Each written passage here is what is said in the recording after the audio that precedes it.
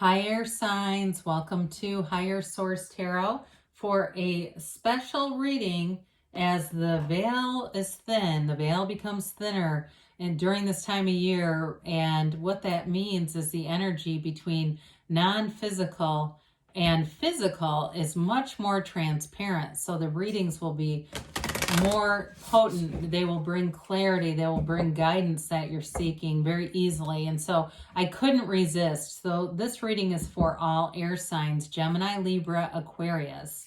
And so first we are going to start with Halloween Oracle card reading. Now, if you're new to the channel, I post new readings every Friday, then again on Monday. So Friday's readings are always a general reading. Mondays are always a little different style of reading. So this week is a really special reading because I only do it once a year. But there's also on Mondays, there's a pick a card reading, love readings, and more in-depth Celtic cross readings. So this one was, I think you're going to love this Oracle deck if you haven't seen it before.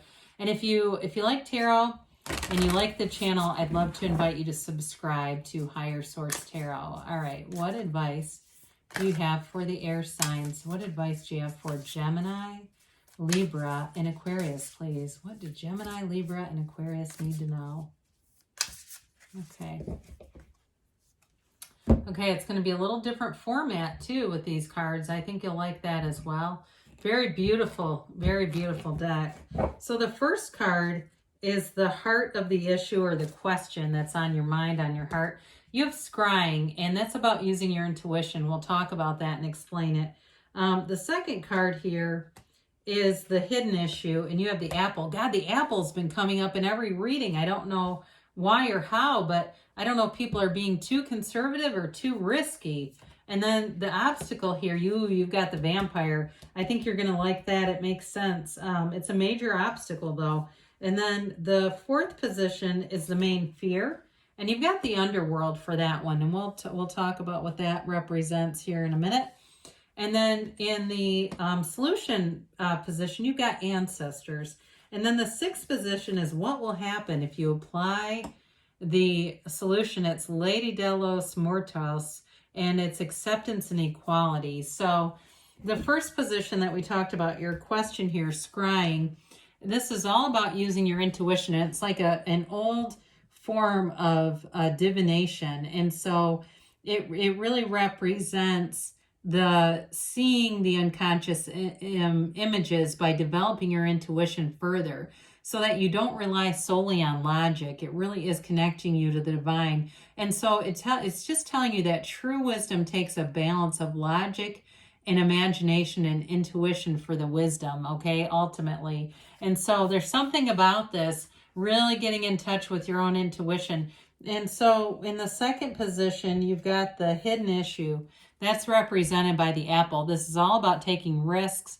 It's called risk and reward, but the apple, it's a time to look at how risk plays out in your life. If you feel like you've been too risky, or if you've been not using enough logic and using too much impulse, or for some of you, it's the opposite. Alternately, that you are not risking enough and that you're not following your intuition enough. You're not trusting it enough. And so it's maybe holding you back a bit. So the vampire here is in your obstacles, and this definitely represents an energy that's draining. Okay, this is also a card about emotional intelligence.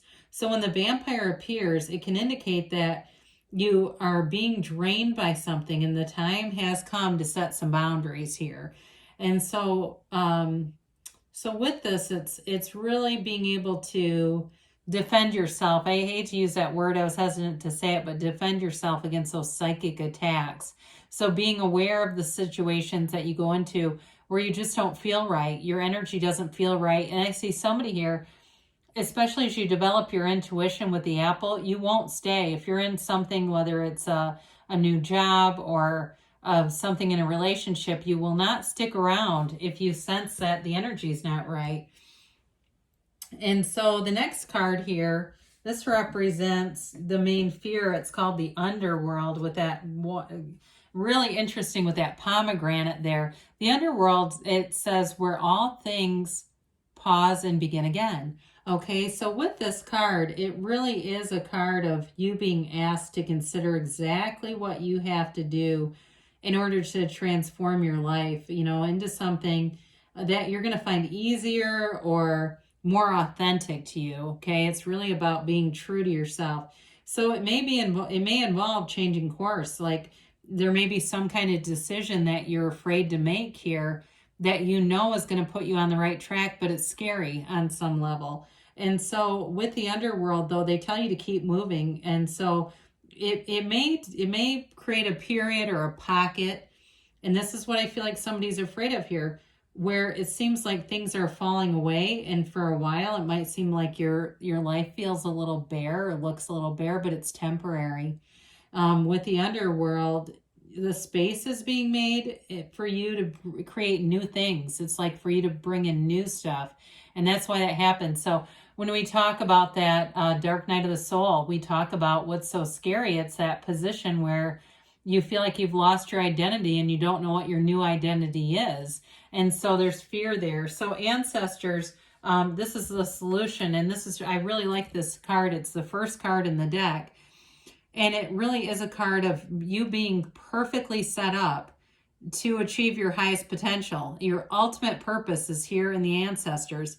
And so it's telling you, you might have challenges and struggles, but you have the support of for some of you, of non-physical energy, of people who came before you. There's support here. It also is a card that's telling you you're going to prevail. So it's a very positive indication.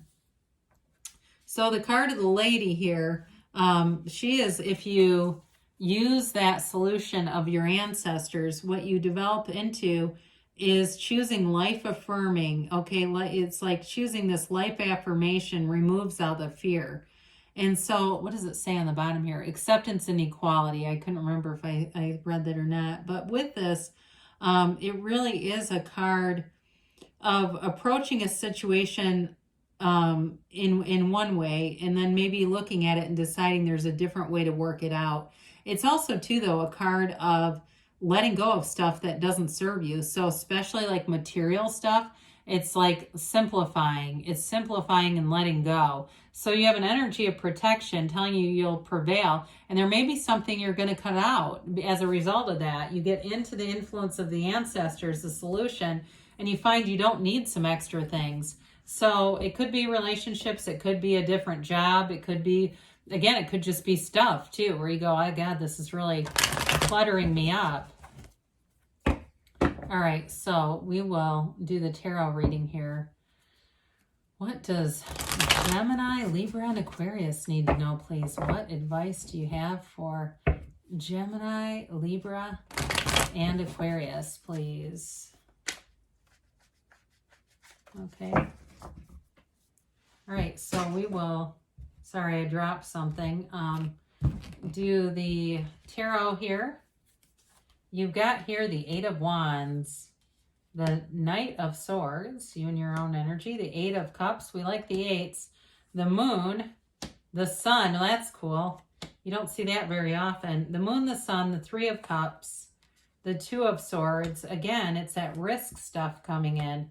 You got both the Knight of Pentacles and the Knight of Swords here. Well, I feel like you kind of have a little bit of a push-pull dynamic. It's an internal war about moving forward, but yet being conservative. Because with the Moon here, I feel like there's a little bit of fear about change, about changing course, changing things. Maybe it's related to the Lady card in the Oracle about simplifying and getting rid of things. But with the Eight of Wands, I do feel like you have communication, especially with the Eight of Wands, Knight of Swords showing up. This is the arrows of love too. There's a commitment here. So for some of you, it may be grappling with letting go of something from the past and going into a higher level of a commitment, letting go of something that hasn't served you and walking free. And maybe even for some of you, it's that hero's journey. It's that walk of solitude. And so I was just thinking, I couldn't remember. There's a card, I think it's the Witch. It's not in here, but it makes me think of that. Of allowing some things to let go of them, but new things, new people come in. And so again, you're going to move forward with this Eight of Wands. And in a relationship, you've got it multiple times. If you've left a relationship or had a breakup, I do feel like they still keep tabs on you and they are interested in coming back. Now, if it was a job too, there may be some kind of a second chance there, but I don't know that you're going to take that one. If it was a job, I feel like you're going to look for something better, or you're going to find it because of the way things have changed. People are finding they're able to use their skill sets a little differently and get opportunities that weren't there, a year and a half ago. So with the Knight of Swords, it's that energy of charging forward. It's great momentum. It is communication coming in. We got to be a little careful with this one, though, because he can be kind of aggressive. And so you don't really have anything to suggest there's going to be a huge conflict. But I feel like it may be here because of the Two of Swords, Knight of Pentacles. It's that, like, let's hurry up and get this moving. Let's get the show on the road here. So if you've got somebody, too, it could even be somebody pushing on you to make a decision. I could see that, too, with the Two of Swords, Knight of Pentacles, that somebody wants you. And I don't think you're going to be pushed, though. I have a feeling like it just feels like you're going to make it in your own time. So the Eight of Cups is here. Now the Eights, I think I did say they're about vibration and movement in the tarot. It's really an energy of that hero's journey of seeking higher ground, right? He's walking away from something. These cups are upright. They signify that something was okay, but it wasn't enough. It wasn't really that true heart's desire. So if there was a relationship that was kind of hum-ho, it was kind of mundane, it was going to probably never end unless you ended it. I do feel like there's a return of that. There's somebody here who wants to make an effort, especially if they took you for granted. I get it with a job, though, too. It's like there's somebody that's got a lot of regret here, and I see it very clearly with the moon. Here they are howling at the moon, and they've got those watchtowers in the back. I do feel like they're pretty convinced that things are going to work out. And by work out, I mean that you're going to be reconnected. I do feel like they come from a good place. This is source energy, this higher self here, the seat of the soul, this pool of consciousness. I've called it like 3 different things. I didn't really mean to, but I was calling it the wrong thing at first. I was using the wrong terminology. But I feel like, again, everything's born from that soul level. So I do feel like they're coming out of a good place, but I think there's some balance here. I think that there's a balancing the sort of that instinct with really who we are. And so it's some of you that may more represent you and the decisions you're making. Like, is that really who you are? Is that really a fit for you? Now, we love the sun. The sun is all about gains, riches. It's triumph, it's complete victory, and it's feeling alive. There's liberation and success here. It is absolute true joy in its highest and purest good. It's love. It's a card of love.